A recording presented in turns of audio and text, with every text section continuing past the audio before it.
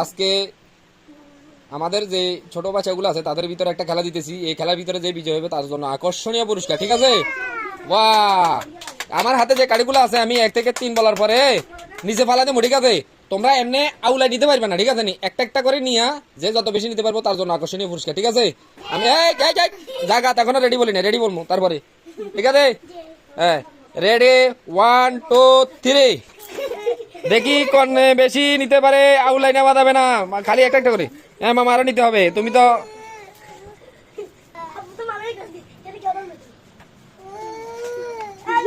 সিমটাই সিমটাই সিমটাই সিমটাই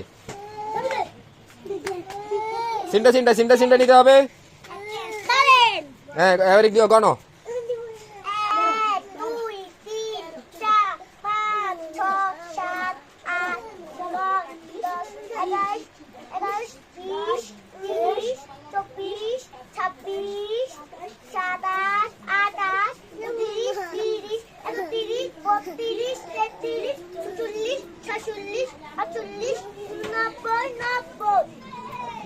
আচ্ছা এই তোমার গণাটা সঠিক হয়েছে?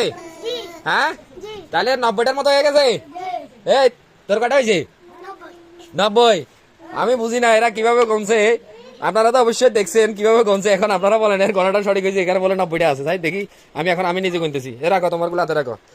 এখানে 1টা 2টা 3টা 4টা 5টা 6টা 7টা 8টা 9টা 10টা 11 12 13 14 15 16 17 18 19 20 21 22 22 হলে 23 24 25 26 27 28 29 30 31 32 33টা, সে বলছে 90টা। এখন 2টা পড়ে গেছে। এখন আছে আলামিনেরটা, আলামিনে 2টা আছিল তো, আমি দেখছি 2টা।